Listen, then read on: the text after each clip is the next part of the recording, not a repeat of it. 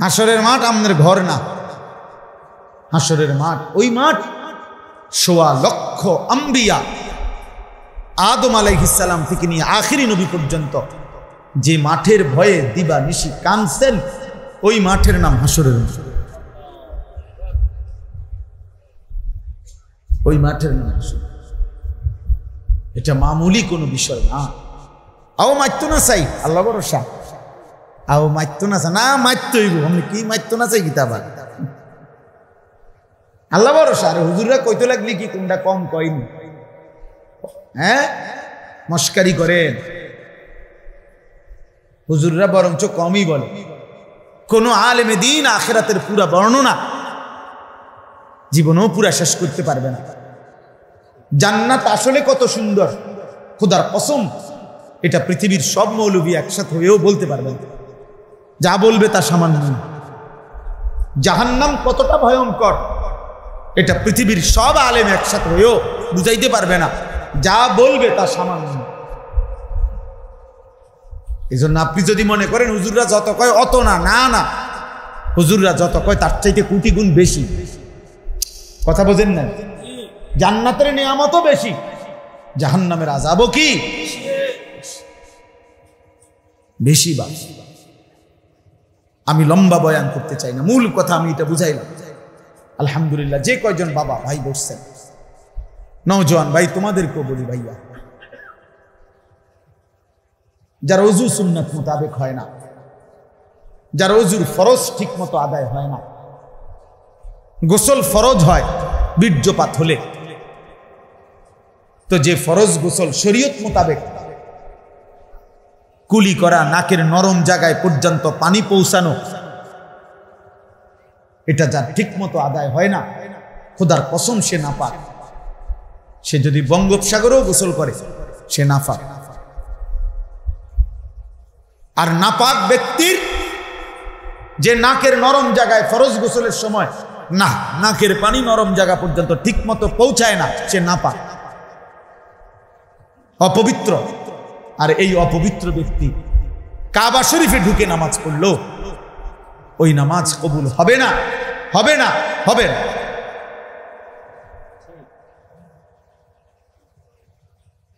কোন আলেমে দ্বীন থেকে, কোন আলেম থেকে যদি কেউ এই নাকে পানি দেওয়ার এই পদ্ধতি শিখে না নেয়, কিয়ামত পর্যন্ত সে নিজে পারবে না। আমি চ্যালেঞ্জ করলাম। আমার নাম আনিসুর রহমান। আবার যেদিন আইতেন কন, এদিন আম বিচারে দিন মেল বই বুঝে দিন, বুঝেন না এমনি কথা। চাই সেটা মক্তবের হুজুর হোক, মসজিদের ইমাম হোক, কোনো না কোনো আলেমে দ্বীন থেকে এটা কি করে নিতে হবে, মস্ক করে নিতে হবে। শুনলেই হবে না, মানে আপনি এটা শুনছেন যে নাকের নরম জায়গায় পানি পৌঁছানো ফরজ, এরপরে নিজে নিজে করবেন, হবে না, পারতেন না। আপনাকে কোনো আলেম থেকে এটা শিখে নিতে হবে। রুকুতে পিঠ সোজা করা, এটা কোনো আলেম থেকে মস্ক করতে হবে। রুকুর ফরজ, সেজদার ফরজ নিজে নিজে পড়লে হবে না। চেয়ারে বসে নামাজ পড়ে, রুকু দেয় আপনার এমনি হাতের এদ্দুর বাইর করে রুকু, আর এদ্দুর বাইর করলে সেজদা। হ্যাঁ হ্যাঁ, ইদানিং রুকু দেয়, এটা রুকু। একদ্দুর হাত দিলে রুকু, আর এদ্দুর দিলে সেজদা। আমার বাপ দাদা 14 গোষ্ঠী কেউ শুনছিনি এরম রুকু সেজদা। কি রে ভাই, কেউ যদি রুকু সেজদা সরাসরিটা দিতে না পারে, তো এর ভিন্ন পদ্ধতি এইটা। এই এমনি হাত কদ্দুর বাইর করে রুকু, আর পুরো হাত বাইর করে দিলে এটা সেজদা। আমি অগণিত মানুষ দেখি এখন, আপনারা দেখে খেয়াল করে, যারা ওই চেয়ারে বসে নামাজ। আমি অনেককে চাচারে জিজ্ঞাসা করছি, চাচা এটা এরম করেন কা, রুকু সেজদা এটা কোত্থেকে শিখলেন? কয় দেখছি তো অনেকেই তো এমনি করে, দলিল হলো অনেকেই। ওই যে আমাদের একজন কুমিল্লার বক্তা আছে রফিকুল্লাহ আফসারি সাহেব, ওনার এক বয়ান লিখেছে 11টা কিতাব, এর মধ্যে এই দেখ, আর একটা হইল অসুবিধা কি, এইটা একটা কিতাব। অসুবিধা কি? এটাও একটা কিতাবের নাম, মানে এটা একটা কিতাব, যে অসুবিধা কি? কথায় কথায় কি করে, অসুবিধা কি? এই অসুবিধা কি কিতাবের মধ্যে রাখাইছে না বাপ, মস্কারি করলে হবে না। যাই হোক, আমি কথাটা এই জন্য বলি, দুই জিনিস বুঝাইলাম। এক, হতে হবে কার জন্য? কত ভাগ বলেন না, কত ভাগ? আনা আগনা শুরাকা'i, হাদিসে কুদসিতে আছে, আল্লাহ বলেন আমি এক বিন্দু, এক জাররা শিরিক থেকে মুক্ত। আনা আগনা শুরাকা'i, আমার সাথে এক বিন্দু শরিক করা থেকে আমি মুক্ত। আল্লাহ বলেন 99 ভাগও যদি কেউ, 99.5 ভাগও যদি কেউ আমার জন্য করে, আর এক ভাগের 4 ভাগের 1 ভাগও যদি আমি ভিন্ন অন্য কাউরের জন্য, গায়রুল্লাহর জন্য, অন্য কাউরে দেখাবার জন্য কোনো আমল করে, খোদার কসম আল্লাহ বলেন আমি পুরাটাই ছুঁড়ে ফেলে দেই, আমি এক সুতাও নেই। বিশুদ্ধ হাদিস। আখিরাত মস্কারি, আখিরাত মস্কারি নয়, শতভাগ এই দুই জিনিস শুধুই আল্লাহর জন্য, আর হলো রাসূলুল্লাহ সাল্লাল্লাহু আলাইহি ওয়াসাল্লামের তরিকায় আমল হইত। আমনের মন, আপনার মন, আপনার মন নামাজ পড়ে আতায়াতুল্লাহ সাল্লাল্লাহু আলাইহি ওয়াসাল্লাম আলাইহি নবী রাহমাতুল্লাহি ওয়া বারাকাতুহু আসসালামু আলাইনা ওয়া নবিয়্যিল্লাহি সাল্লাল্লাহু আলাইহি আশহাদু আল্লা ইলাহা ইল্লাল্লাহ মুহাম্মাদুর রাসূলুল্লাহ সাল্লাল্লাহু আলাইহি ওয়াসাল্লাম মুহাম্মাদু আলা আলিহি ওয়া সাল্লাল্লাহু আলাইহি ওয়া সাল্লাম ইন্নাকা হামিদুম মাজিদ আল্লাহুম্মা বারিক আলা মুহাম্মাদ ওয়া আলা আলি মুহাম্মাদ ওয়া বারিক আলা ইন্নাকা হামিদুম মাজিদ আল্লাহুম্মা ইন্নী যালামতু নাফসি যুলমান কাসীরা ওয়া লা ইয়াগফিরু যুনুবা ইল্লা আনতা ফাগফির লিমান তাদা মিন ইনদিকা রাহমাতান ইন্নাকা আনতাল গফুরুর রহিম। সালাম খালাস, খালাস। নামাজ এটা আত্তাহিয়াতু পড়লে, এটা দুরূদ শরীফ পড়লে, কি মেশিনে পড়লেন, কারে শুনাইলেন?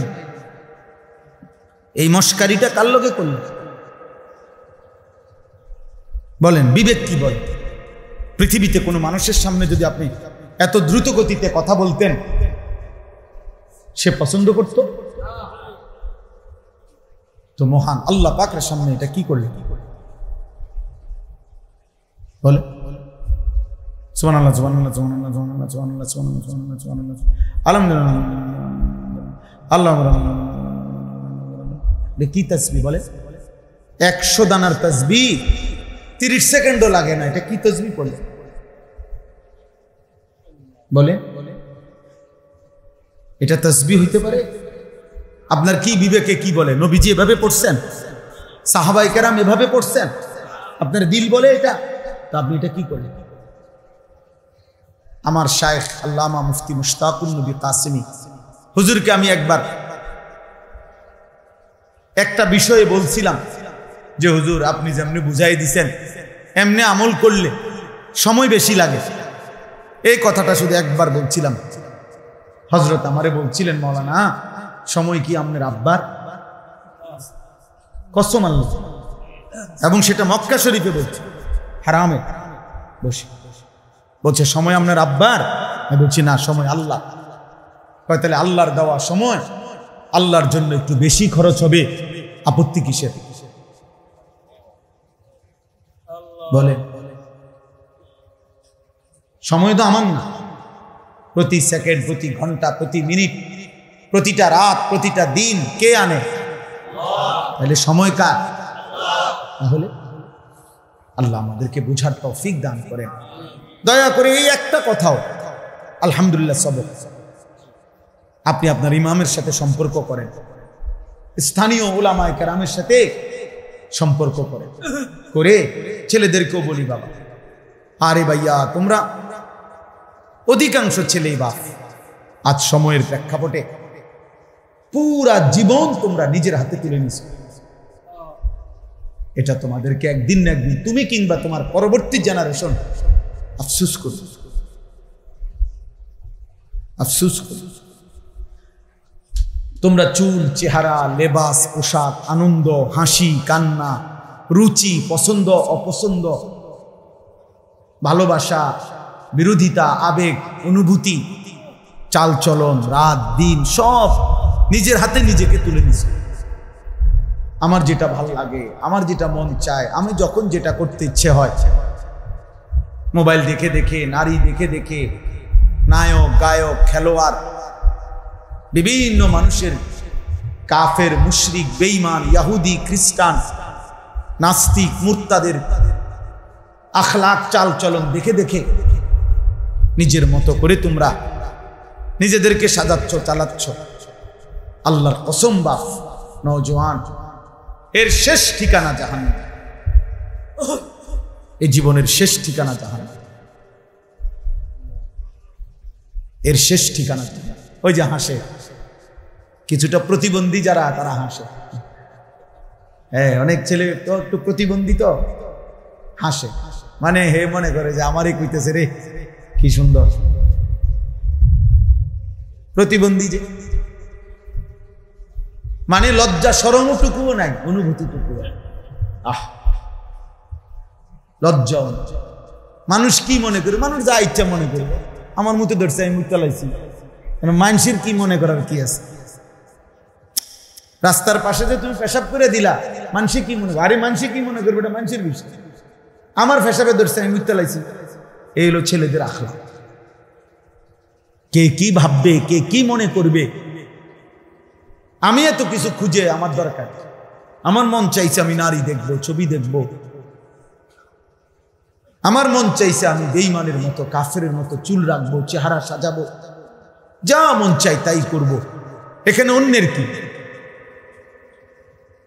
এই যে মনের ইচ্ছা মতো স্বাধীন এই জীবন, আল্লাহর কসম কোরআনে আল্লাহ বলছে এই জীবন কুকুরের জীবন।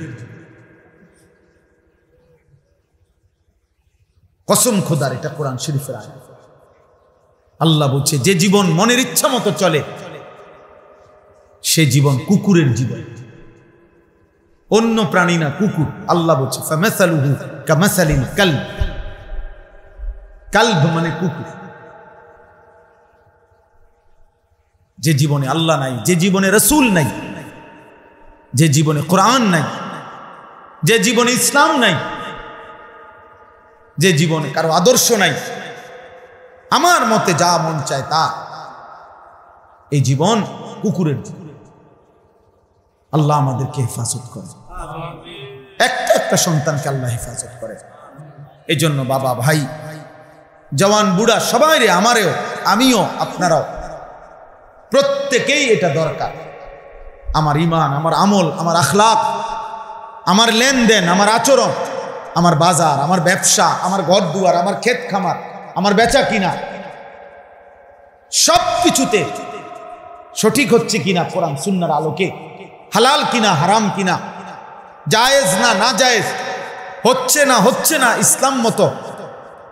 প্রিয় ভাই বাপ, এটা জেনে নেওয়া, বুঝে নেওয়া একজন মুসলমানের প্রতিদিনকার দায়িত্ব। ফুকাহায়ে কেরামের ভাষায় একটা শব্দ আছে যে ইলমুল হাল, এটা ফরজ। অর্থাৎ আমি যখন যেই পরিস্থিতির মুখোমুখি হই, ওই বিষয়ের মাসআলা জেনে নেওয়া আমার জন্য ফরজ। আমি ব্যবসা করব, তো আমি অন্য কিছু না জানি, উপার্জনের আরো যতজন যত কিছু করে, আচ্ছা ওটা আমি না জানলাম, কিন্তু আমার এই দোকানটা করতে গিয়ে আমার জন্য হালাল কোনটা হারাম কোনটা, এটা আমার জন্য জানা ফরজে আইন। বুঝেন নাই কথাটা? এদুর কম পক্ষে জানা কি ফরজে। ফরজে আমি জমিটা বেচবো, এখন এখানে হালাল পদ্ধতি কি হারাম কি এতটুকু জানা আমার জন্য ফরজে আইন।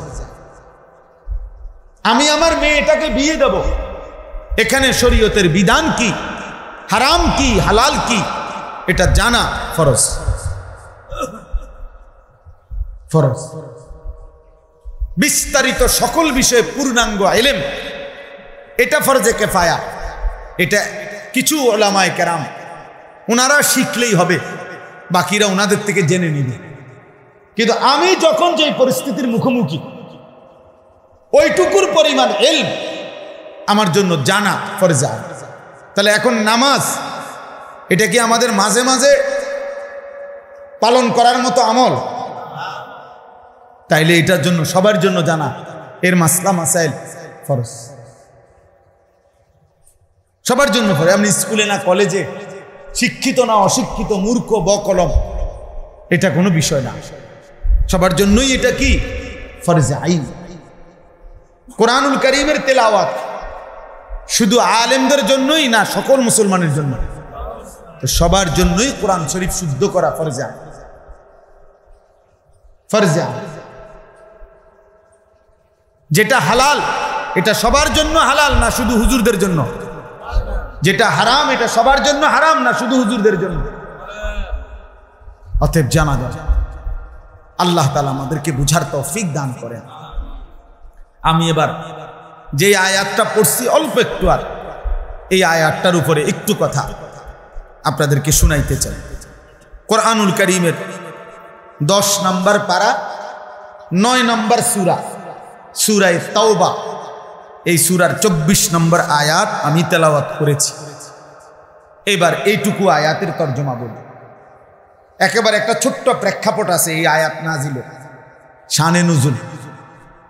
আমাদের প্রিয় নবী সাল্লাল্লাহু আলাইহি ওয়াসাল্লাম আল্লাহ তাআলার পক্ষ থেকে, মানে আমি খুব সংক্ষেপে বলতেছি, আল্লাহ তাআলার পক্ষ থেকে যখন সাহাবায়ে কেরামকে মক্কায় হিজরত করার জন্য মদিনায় আদেশ করছেন আল্লাহর পক্ষ থেকে, তো আল্লাহর পক্ষ থেকে আদেশ করার পরে সাহাবায়ে কেরামের অধিকাংশই মক্কা থেকে হিজরত করে মদিনায় চলে গেছেন। দুইভাবে গেছেন, কেউ নবীজি সাল্লাল্লাহু আলাইহি ওয়াসাল্লাম উনি সশরীরে হিজরত করার আগেই চলে গেছেন কেউ, আর কিছু ওনার পর পরে গেছেন, বাকি অধিকাংশই চলে গেছেন। অল্প কিছু মুসলমান তারা আর রাগ করে সতর্ক করছেন যে দুনিয়ার সব কিছুর চাইতে আল্লাহর ভালোবাসা, দুনিয়ার সব কিছুর চাইতে আল্লাহর ভালোবাসা আগে দিতে পারলা না, দুনিয়ার সব কিছুর চাইতে আমার রাসূলের ভালোবাসা আগে দিতে পারলা না, দুনিয়ার সব কিছুর চাইতে আল্লাহর পথে জিহাদ, আল্লাহর জন্য কুরবানি, জান মালের ত্যাগ এটা করতে পারলা না, ঠিক আছে অপেক্ষা করো আল্লাহর পক্ষ থেকে আযাব আসা পর্যন্ত। বইয়া বইয়া ঘর গুছাও আর দেখবে এরই মধ্যে আযাব চলে আসবে। আল্লাহ তাআলা এভাবে বলছে। তাইলে কোরআন এবং সুন্নাহর মধ্যে বহু জায়গায় এই কথাটা আল্লাহ তাআলা বুঝাইছেন, এই পৃথিবীতে তোমার পছন্দের যত কিছু আছে সব কিছুর ঊর্ধ্বে আল্লাহর ভালোবাসা, সব কিছুর ঊর্ধ্বে রাসূলুল্লাহ সাল্লাল্লাহু আলাইহি সাল্লামের ভালোবাসা, সব কিছুর ঊর্ধ্বে আল্লাহর পথে জান মালের কুরবানি।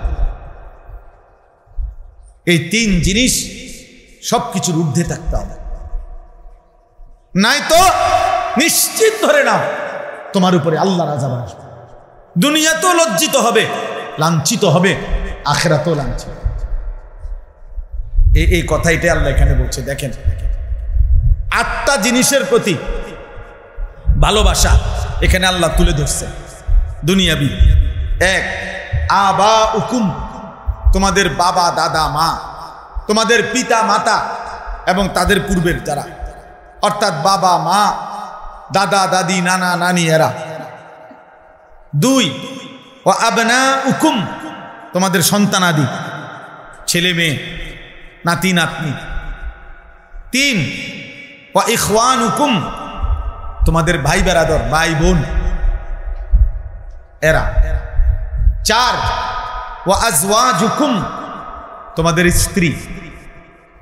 5, ও আশিরাতুকুম, তোমাদের সমস্ত আত্মীয় স্বজন, চাচা মামা ফুফা খালু, চাচতো ভাই জ্যাঠতো ভাই ফুফাতো ভাই মামাতো ভাই শালা দুলাভাই, আছে না এরকম আত্মীয়, এই আত্মীয় স্বজন। এই 5টা। 6 নাম্বার, ও আমওয়ালুন ইখতারাফতুমুহা, তিল তিল করে রোজগার করে যে সম্পদ তোমরা জমা করেছ সেই সম্পদ।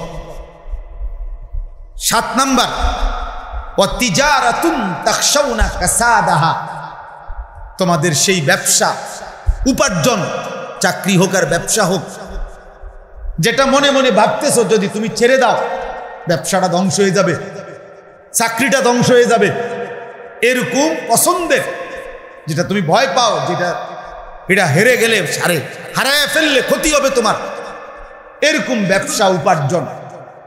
8 নাম্বার ও মাসাকিনু তারদাউনাহা, তোমাদের পছন্দের বাড়ি, ঘর, বিল্ডিং, দালান, ঘর, জমি।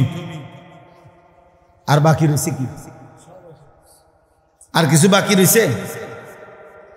আল্লাহ তাআলা বলেন তোমাদের পিতা মাতা, তোমাদের সন্তানাদি, তোমাদের ভাই বেরাদর, তোমাদের স্ত্রী, তোমাদের আত্মীয় স্বজন, তোমাদের জমানো সম্পদ, তোমাদের ব্যবসা এবং উপার্জনের মাধ্যম, তোমাদের পছন্দের বাড়িঘর, এই সব কিছুর চাইতে যদি আহাব্বা ইলাইকুম, অধিক প্রিয় না হয়, মহব্বতের না হয়, এগুলা যদি আহাব্বা ইলাইকুম, 3 জিনিস থেকে ওই 8টা যদি বেশি প্রিয় হয়, 3 জিনিস থেকে, 1 মিনাল্লাহ, আল্লাহ থেকে, ওয়া রাসূলিহি, আল্লাহর রাসূল থেকে, ওয়া জিহাদিন ফি সাবিলিহি, আল্লাহর রাস্তায় জিহাদ মানে জান মাল কুরবানি, এই 3 জিনিস থেকে যদি ওই 8 জিনিস তোমাদের নিকট বেশি প্রিয় হয়, ফাতারাব্বাসু, তাহলে তোমরা অপেক্ষা করো, হাত্তা ইয়াতি আল্লাহু বিআমরি, অচিরেই তোমাদের উপরে আল্লাহর আযাব আসলো বলে। আল্লাহর আযাব আসছে তোমাদের সামনে। এরপরে সর্বশেষ আল্লাহ বলে ওয়াল্লাহু লা ইয়াহদিল কওমাল ফাসিকিন। সাংঘাতিক। আল্লাহর ভালোবাসার ঊর্ধ্বে, রাসূলের ভালোবাসার ঊর্ধ্বে, জিহাদের ভালোবাসার ঊর্ধ্বে যারা এই 8 জিনিসকে উপরে উঠিয়ে দিছে, আল্লাহ বলছে তারা ফাসিক, তারা পাপী। আর এমন পাপীকে আল্লাহ হেদায়েত দেয় না, জান্নাতের পথ দেখায় না। আল্লাহু লা ইয়াহদিল কওমাল ফাসিকিন। আল্লাহ যেন বলে ঠিক আছে ভাতে খা, তোর জান্নাত লাগবে না, তুই ভাতে খা, তুই বিল্ডিং এ কর, তোর বেটা উপার্জনই কর, যা ঘুমা, পেশাব পায়খানা কর, যৌন চাহিদা পূরণ কর, বউ বাচ্চা নিয়ে রং তামাশার ফুর্তি, নফসের চাহিদার শাহওয়াত দুনিয়া পূরণ কর, যা, আমি তোকে জান্নাতের রাস্তা দেখাবো, আমি তোমাকে হেদায়েতের রাস্তা দেখাবো না। আমার বাপ, আমার বন্ধু, এবার এই আজকের এই ছোট্ট সময়ে কিশোর নওজোয়ান তোমাদেরকেও বলি, বয়স্ক বাবা আপনাদেরকেও বলি, আমাকেও বলি, আমরা ইনসাফের সাথে বলেন, ইনসাফের করে বলেন আমরা যে আমাদের আল্লাহর প্রতি ভালোবাসা, আমাদের রাসূলের প্রতি ভালোবাসা, আমাদের আল্লাহর পথে নিজের জান মাল উৎসর্গ করার ভালোবাসা কোথায়? গত 60 বছর ধরে যিনি বিড়ি সিগারেট খাইতেছেন প্রতিদিন, আপনি আল্লাহ রাসূলকে ভালোবাসেন?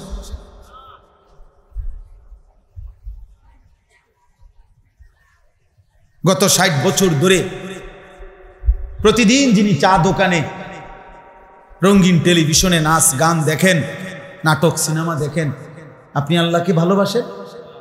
আপনি রাসূলকে ভালোবাসেন? খোদার 365 দিনে কোনো দিন যার কপালে ফজরের নামাজ জুটলো না, 365 দিনের একটা বছরে যে কোনো দিন ফজরের নামাজ একদিনও পড়লো না, ও আল্লাহকে চিনে? ও রাসূলকে চিনে? মূলত বলেন, গত 30 বছর ধরে যে সুদ খায় সে রাসূলকে ভালোবাসে? 30 বছর ধরে যে প্রতিদিন নিজের ব্যবসায় ওজনে কম দেয় সে নবীকে ভালোবাসে? যার স্ত্রী আজকে 20 বছর ধরে বেপর্দা সে নবীকে ভালোবাসে? যার ঘরে প্রতিদিন রঙিন টেলিভিশনে নাচ গান নর্তকীর ছবি চলে, তার নাতি নাতনি ছেলে মেয়ে বিবি বাচ্চা নাটক সিনেমার নামে বেহায়া অসভ্যপনা উলঙ্গতা দেখে, হায় মুসলমান, সে যদি বলে আমি রাসূলকে ভালোবাসি, তার চাইতে বড় মিথ্যাবাদী আর কেউ হইতে পারে না। মিথ্যুক বেটা, মিথ্যুক, মিথ্যুক। সুদখোর কেমনে আবার রসুলকে ভালোবাসে? হারামখোর আবার রসুলকে কেমনে ভালোবাসে? মদখোর, গাঁজাখোর, ফুট্টাখোর, বাবাখোর ও কিভাবে নবীকে ভালোবাসে? জীবন ভর যে বিড়ি সিগারেট খায় সে কিভাবে নবীকে ভালোবাসে? কথায় কথায় যে গালি দেয় সে রসুলকে কিভাবে ভালোবাসে? যার স্ত্রী বেপর্দা সে কেন নবী প্রেমিক হবে? যার ছেলে মেয়ে নামাজ পড়ে না সে কিভাবে নবী প্রেমিক হইল? যার উপার্জনের মধ্যে হারাম রোজগার সে কিভাবে রসুল প্রেমিক হইল? বলেন, বলেন, বলেন। আশেক রসুল আপনি বললেই হলো। আপনি বুঝেন আশেক মানে কি, ইশক মানে কি? আপনার যেই কোনো পছন্দের আলেম, আপনি যেই তরিকার হন, আপনি ওই তরিকার হুজুর যিনি, উনারে জিজ্ঞাসা করেন যে ইশক কাকে বলে, আশেক কাকে বলে। কসম আল্লাহ, এটা আরবি শব্দ। এই শব্দ আরবিতে পৃথিবীর সমস্ত কিতাবে, ডিকশনারিতে, অভিধানে আছে। ইশক বলে কাকে? তাজাবুজু হাদ্দিল মাহাব্বা, মহব্বতের সীমা ছাড়িয়ে যাওয়া, মহব্বতের সীমা অতিক্রম করা, এটাকে বলে ইশক, এটাকে বলে আশেক। তার মানে বিশ্বাস করেন আশেক রসুল বলা হয় ওই ব্যক্তিকে যার একটা নিঃশ্বাস পর্যন্ত রসুলের বিরোধী না, যার এক একটা নিঃশ্বাসে নবীর অনুসরণ, এক একটা চোখের পলকে রসুলের অনুসরণ, একটা বিন্দু বিসর্গে যে কল্পনাও করে না নবীজির সুন্নতের খেলাফ, তাকেই বলে আশেক রসুল। অর্থাৎ যার যার ভালোবাসা এই পর্যায়ে যে আমার হাসি, আমার কান্না, আমার আনন্দ, আমার বেদনা, আমার সকাল, আমার দুপুর, আমার রাত, আমার বুক বিকরা গভীর একাকী, আমার হাঁটা চলা, আমার খাদ্য খাবার শোয়া, কদম কদম আমার রসুলের অনুসরণ, সে না আশেক হবে। হ্যাঁ, এজন্য রবিউল আউয়াল মাসে, আমরা এই মাসেও বলি, অন্য মাসেও বলি, খোদার 12 মাস আমরা এক কথাই বলি, অনুসরণবিহীন ভালোবাসা হয় না। যে যত গালি দোক, ওহাবি বলুক আর ওহাবির আব্বা বলুক, ওহাবির যদি চাচাও কয়, দাদাও কয়, চাচতো ভাইও কয়, জ্যাঠতো ভাইও কয়, ওহাবির যদি দুলাভাইও কয়, তারপরে আমরা বলে যাব এটাই যে রাসূলুল্লাহ সাল্লাল্লাহু আলাইহি ওয়াসাল্লামের অনুসরণের মধ্যেই নবীজির ভালোবাসা।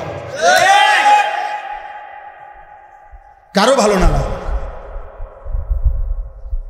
কারো ভালো না লাগে, এটাই কথা, এটাই কথা। নকশে কদম নবী के है जन्नत के रास्ते, अल्लाह से मिलाते हैं सुन्नत के रास्ते। নবী মুহাম্মদ সাল্লাল্লাহু আলাইহি সাল্লামের কদমের নকশা অনুযায়ী যে চলবে সেই পথ তাকে জান্নাতে পৌঁছায় দেবে। আল্লাহ সে মিলাতে হে সুন্নত কে রাস্তে, আল্লাহর সাথে যদি কেউ মিলতে চায়, সাক্ষাৎ পেতে চায়, সুন্নতের রাস্তাই একমাত্র রাস্তা। অতএব শুধুমাত্র গায়ের জোরে অথবা আলাদা কিছু দিয়া, খিচুড়ি দিয়ে, বিরিয়ানি দিয়ে ভালোবাসা প্রমাণ দিলে হবে না। ইত্তেবা এবং সুন্নাত, নবী সাল্লাল্লাহু আলাইহি সাল্লামের অনুসরণ, এর মাধ্যমেই আল্লাহ আল্লাহ রসুলের ভালোবাসার প্রমাণ দিতে হবে। যে নবীজির সুন্নাতকে অনুসরণ করে সে নবীজিকেও ভালোবাসে, সে আল্লাহকেও ভালোবাসে। এই এক অনুসরণের মধ্যে এক মেসওয়াক মনে করেন আমি করলাম, এটা প্রমাণ করে রসুলকেও সে ভালোবাসে, আল্লাহকেও ভালোবাসে। অতএব আজকে এতটুকুই কথা। আমি দুইটা কথা আপনাদেরকে বলছি। এক নম্বর কথা হলো, প্রত্যেকটি আমল কবুল হওয়ার জন্য দুইটা জিনিস বাধ্যতামূলক, মনে আসেনি? একটা কি? এক নম্বর কার জন্য হইতে হবে? কত ভাগ? আবার বলেন। 2 নম্বর ওই আমলটি কি হইতে হবে? বিশুদ্ধ। বিশুদ্ধটা ঠিক করবে কিসের ভিত্তিতে? নবীজির তরিকার ভিত্তিতে, সুন্নাত, নবীজির তরিকার ভিত্তিতে। তিনি যেভাবে রুকু দিয়েছেন, তিনি যেভাবে সেজদা দিয়েছেন, নবী যেমনে আত্তাহিয়াতু করছেন, নবী যেমনে পড়ছেন। হ্যাঁ, বাহ্যিক এক হইতে হবে, কলিজার হাকিকত ভিন্ন হইতে পারে। মানে নবীর দিলের কাইফিয়ত, নবীজির দিলের অবস্থা আপনার হবে না। কথা বোঝেন নাই? নবী যখন সাল্লাল্লাহু আলাইহি সাল্লাম আল্লাহর সামনে দাঁড়াইতেন, তখন উনার হৃদয়ে যা হতো, তিনি যখন সেজদা দিতেন ওনার কলিজায় যা হইতো, তিনি যখন আল্লাহকে ডাকতেন তখন তার চোখ দিয়ে যে পরিমাণ পানি ঝরত, ওইটা আমার কম হবে, ওটা হবে না। কিন্তু উচ্চারণ পদ্ধতি, রুকু, সেজদা, সিস্টেম, এটা সমান সমান হইতে হবে। এটা সাহাবাদের মতো হইতে হবে। এটা নবীজি সাল্লাল্লাহু আলাইহি সাল্লামের অনুসরণ হইতে হবে। सल्लल्लाहु अलैहि वसल्लम, तेरी महबूब की या रब शबाहत लेके आया हो, हकीकत उसको तू कर दे, मैं सूरत लेके आया। খাজা আজিজুল হাসান মজজুব রহমতুল্লাহি আলাইহি এই ভারতীয় উপমহাদেশের একজন বড় বুজুর্গ ছিলেন, কিন্তু প্রথম জীবন তিনি জেনারেল শিক্ষিত ছিলেন। ইংরেজ আমলে সরকারি কালেক্টর অফিসের ডেপুটি ছিলেন। রেস্টোরি অফিস যেটারে কয়, না না কালেক্টর অফিস এটারই তো কয় নাকি, এটাই।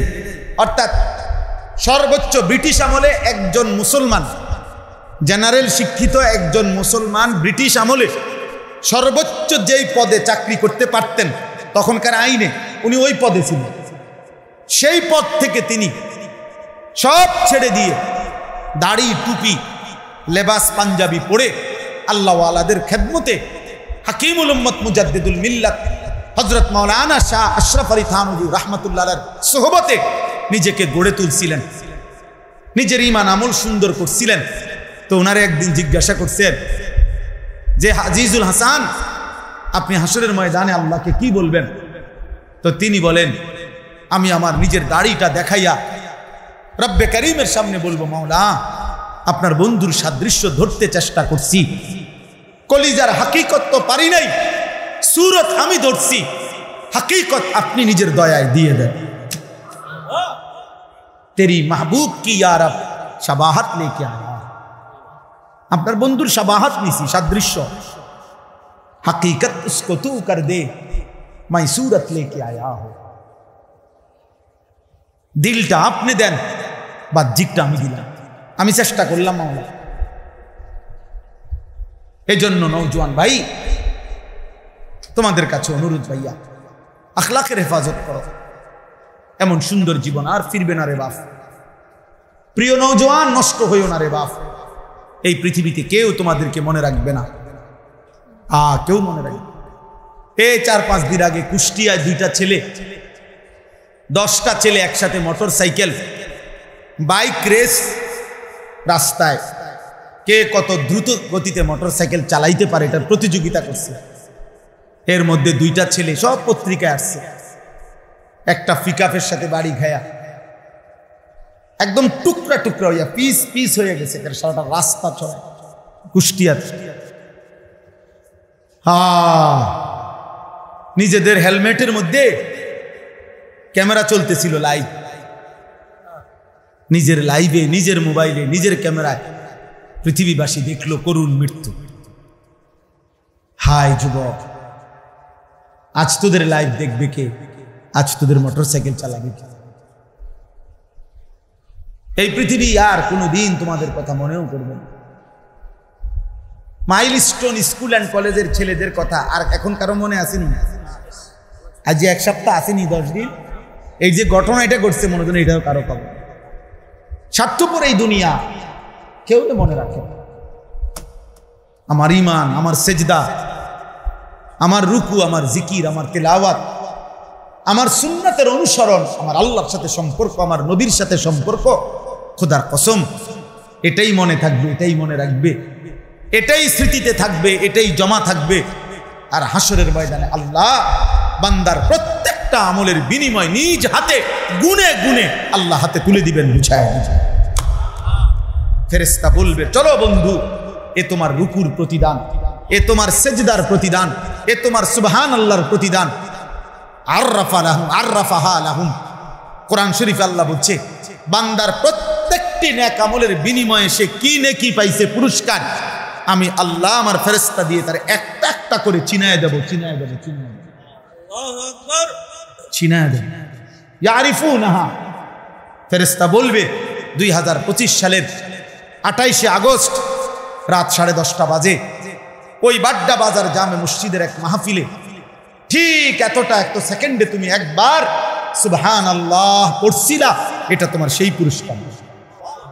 এবং তুমি হাতে নিলেই দেখবা এখানে ম্যানুফ্যাকচার ডেট, উৎপাদনের তারিখ, মানে এই পুরস্কার এটা তোমার লাগে কখন রেডি হয়েছিল লেখা আছে। আররাফাহা, আররাফা তারিফ মানে পরিচয় করে দেবে, প্রতিটা পুরস্কার লেখা থাকবে, লেখা থাকবে। এই জন্য আমরা বোকা না, আমরা যারা সেজদা করি 5 ওয়াক্ত নামাজ পড়ি আমরা বেকুব না। তুমি ভাত খাইয়া বড় হইলে, আমরা চিরা খাইয়া বড় হয়েছি না। হ্যাঁ, নামাজিরা চিরা খাইয়া বড় হয় নাই, ভাত খাইয়াই বড় হয়েছে। কাজে তুমি চালাক আর আমরা বেওকুফ না রে বন্ধু। সমস্ত মিথ্যাবাদী, পাপী, নাফরমান, সমস্ত সুদখোর, ঘুষখোর, মদখোর, কিস্তিখোর, জেনাখোর, ব্যভিচারী, বেহায়া নারী, ওরাই মূলত বোকা, আহাম্মক, আহাম্মক, আহাম্মক।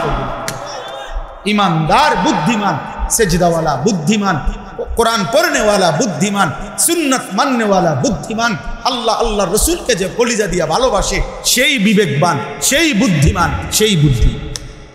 আল্লাহ আমাদেরকে তৌফিক দেন। আজকের এই মজলিস, আজকের এই মজমা আল্লাহ তাআলা কবুল করে নেন। আলহামদুলিল্লাহ রাব্বিল আলামিন।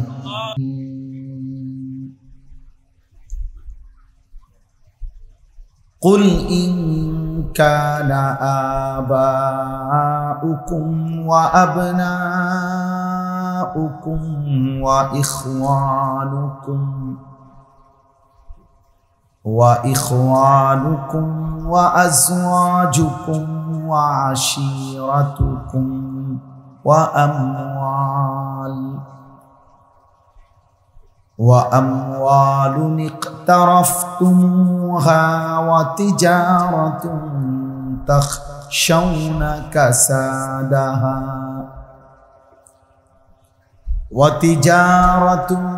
تخشون كسادها ومساكن ترضونها أحب إليكم من الله ورسوله وجهاد في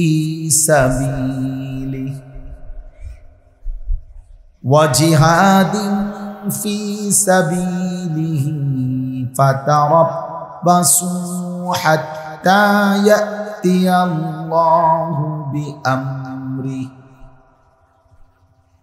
والله لا يهدي القوم الفاسقين.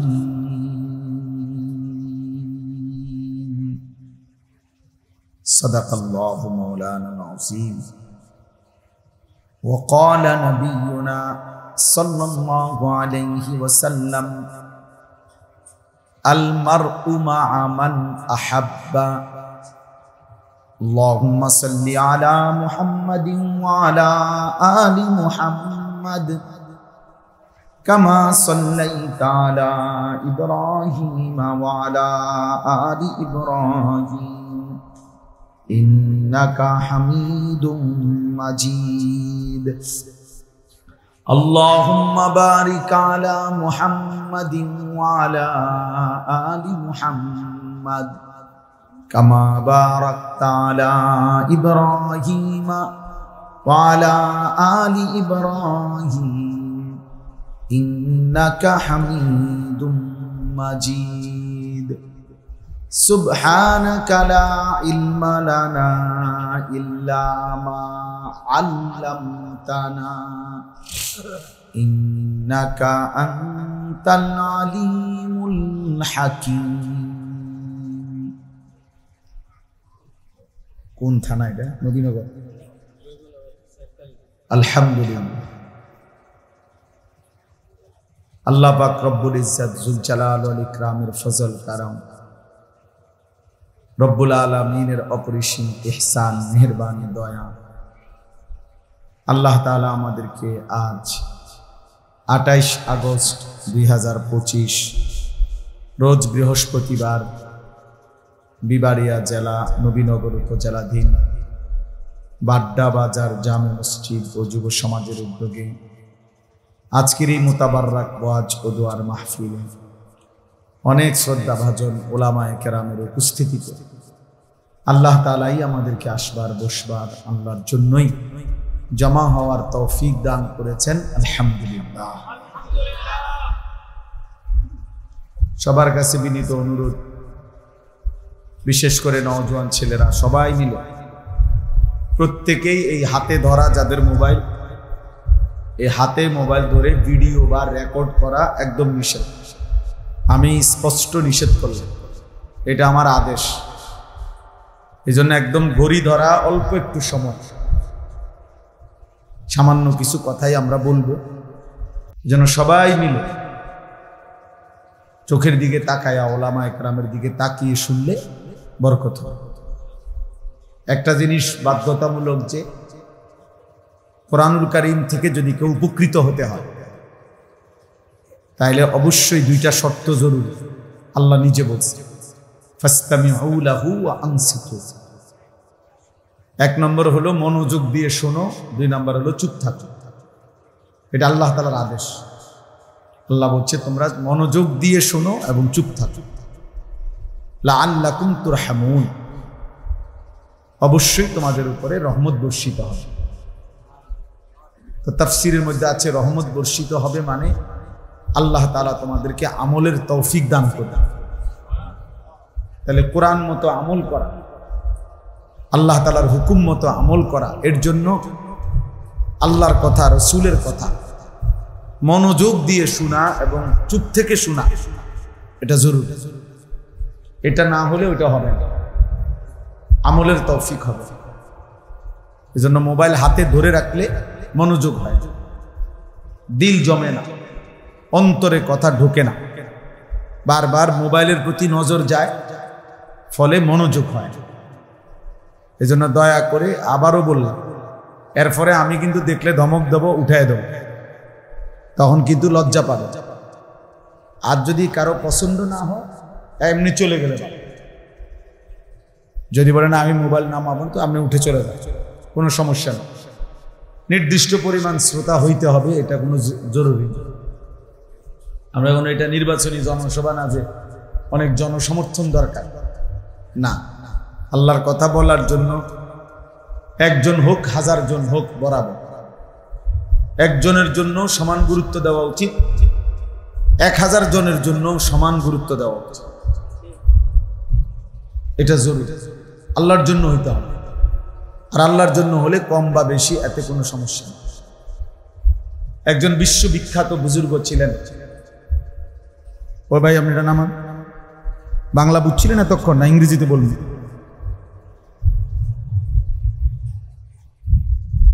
তেরামি করার সুযোগ নেই, আমি তো বলছি না, তো চলে যান, অসুবিধা নাই আমার। একজন বিশ্ববিখ্যাত বুজুর্গ হযরত ফুজাইল ইবনে ইয়াজ রাহমাতুল্লাহ আলাইহি, উনি বলছেন যেই কোনো আমল আল্লাহ তাআলার কাছে কবুল হওয়ার জন্য দুইটি জিনিস জরুরি,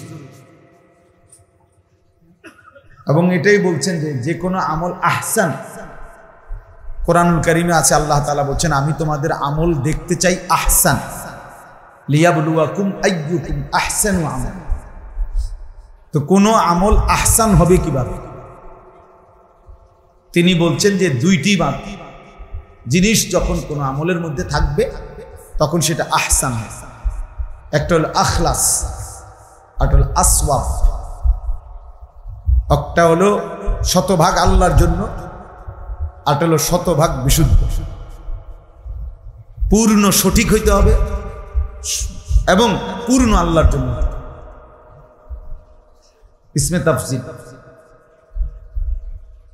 পূর্ণ আল্লাহর জন্য 100 এবং 100 সঠিক হইতে হবে। জোড়া তালি দিলে হইতো না, কোন রকম হইলে হইতো না। মিল্লা জিল্লা না, মিল্লা জিল্লা একটা হইলেছে না, মিল্লা জিল্লা কুমিল্লা, মিল্লা জিল্লা কোনো বিবারিয়া না,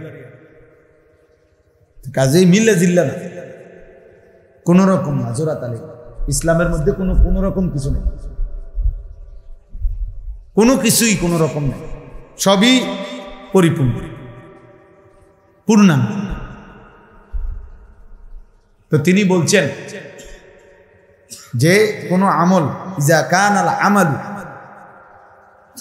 খালিসান ওয়া লাম ইয়াকুন সাওয়াবান লাম ইউকবাল, কোন আমল যদি কেউ আল্লাহর জন্যই করছে কিন্তু অশুদ্ধ, সেটা কবুল হবে না। ওয়া ইজা কানাল আমালু সাওয়াবান ওয়া লাম ইয়াকুন খালিসান লাম ইউকবাল,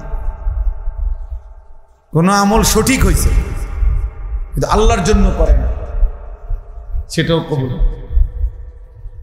তাহলে কবুল হওয়ার জন্য কি করতে হবে? তিনি বলছেন হাত্তা ইয়াকুনা খালিসান সাওয়াবান, যতক্ষণ পর্যন্ত না সেটা আল্লাহর জন্যই হবে এবং সর্বোচ্চ সঠিক বিশুদ্ধ হবে। তো এরপরে বলছেন আরেক লাইন আছে, কোন আমল খালেস হবে, ফালে আমালু খালিসুন ইজা কানা লিল্লাহ, যখন সেটা শুধু আল্লাহর জন্য হবে। ফালে আমালু সাওয়াবান ইজা কানা আলা সুন্নাহ, কোন আমল সঠিক হবে তখন যখন নবী সাল্লাল্লাহু আলাইহি সাল্লামের শতভাগ সুন্নাত মোতাবেক হবে। নবীজির সুন্নাত মোতাবেক হলে সেটা বিশুদ্ধ, শুধুই আল্লাহর জন্য হলে সেটা খালেস। আর এই দুইটা হলে ওই আমল আল্লাহর কাছে কবুল। এই জন্য ভাই এটা আমাদের জন্য জরুরি। আমাদের ওযু, নামাজ, সূরা, কেরাত, দোয়া, কালাম যে যেটুকুই করি, এইটুকুর মধ্যে বারবার এটা পরীক্ষা করা, উলামায়ে কেরাম থেকে যাচাই করা উচিত যে সঠিক হচ্ছে কিনা, এবং আল্লাহর জন্য আমার দিলকে প্রশ্ন করা উচিত যে আমি আল্লাহর জন্য করছি। মসজিদে তো নামাজ পড়লেন পাঞ্জাবি গায়ে দিয়া, মসজিদে যখন আসছেন তখন তো পাঞ্জাবি গায়ে দিয়ে আসছিলেন।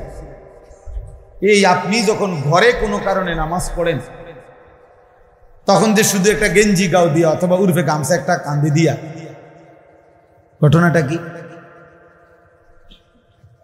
মসজিদে যেই আল্লাহর জন্য করছিলেন, ঘরে কি সেই আল্লাহ না ভিন্ন কেউ? তো তাহলে দুই রকম হইল কেন? ঘরে শুধু গেঞ্জি গাও দিয়ে নামাজ পড়লেন কেন? ঘরে শুধু গামছা কাঁধে দিয়ে নামাজ পড়লেন কেন? মূল কারণ হলো মসজিদে আরো অনেক মানুষ আছে, মানুষে মন্দ সন্দ করবে। তোর কি আকলও নাই? একটা জামাও গাও দিয়ে তার সত্তা এই কারণ। আর এখানে ঘরে মানুষ নাই, কেউ দেখবে না, মানুষ তো নাই, আমি একাই। তাহলে মসজিদেও নামাজ পড়ছে মূলত মানুষের দেখানোর জন্য, ঘরেও নামাজ পড়ছে মানুষের জন্য। মানে এখানে মানুষ নাই এই জন্য এরকম, ওইখানে মানুষ আছে এই জন্য এরকম। তা আল্লাহর জন্য হলো কোন? আল্লাহর জন্য হলে তো বরাবর হইতো, আল্লাহর জন্য হলে বরাবর হইতো না। এটা ছোট্ট উদাহরণ দিই, 4 রাকাত ফরজ নামাজ এটা কার জন্য? তো 2 রাকাত সুন্নত এটা কার জন্য? 4 রাকাত সুন্নত এটা কার জন্য? তো আপনি 4 রাকাত ফরজ যে ইমাম সাহেব পড়ে কতক্ষণ সময় লাগে রুকুতে, সেজদাতে, আত্তাহিয়াতুতে? আপনি আজকে 30 বছর ধরে এটা বোঝেন নাই, আপনার একটা আইডিয়া হয় নাই যে 4 রাকাত ফরজ নামাজ পড়তে কতক্ষণ লাগে। তো আপনি যে নিজে 4 রাকাত সুন্নত পড়তে সময় 1.5 মিনিটে পড়ে লাগে, কি মেশিন দিয়ে পড়েন? কথা বোঝেন নাই? আপনি এটা কি মেশিন লাগাইলেন? বলে তাইলে এই দুই রকম হইল কেন? আল্লাহর জন্য হলে ফরজ ওয়াজিব সুন্নাত মুস্তাহাব বরাবর হবে, ইখলাস শুধুই আল্লাহর জন্য। ছোট্ট থেকে ছোট্ট বিষয়ও খেয়াল করতে হবে। আর হলো বিশুদ্ধ,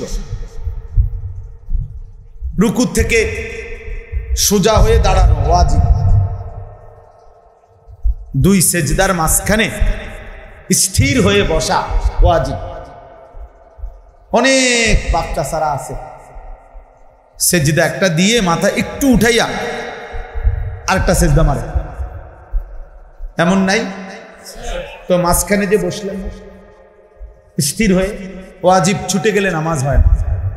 এরুম নামাজ আরো 100 বছরও পড়লে, কাবা শরীফের ছাদেও যদি আপনি এরুম নামাজ পড়েন, আপনার নামাজ কবুল হবে না, হবে না, হবে না। দৈন্তান নয় কান্না বলে যায় হয় না, যায় হইতো না, যায়ও হইতো না, কোন রকম হইলে হইব না, কোন রকম হইতো না। বলে নম্বর নলে কিছু কম দিব না, নম্বরে দিতে না, এটা হইছেই না, কিছু এটা হইছেই না। ভাই 10ও পাইতেন না, 2 নাম্বারও পাইতেন না, 1 নাম্বারও, এটা হয়ই না, কিচ্ছু হয় নাই, কিচ্ছু হয়।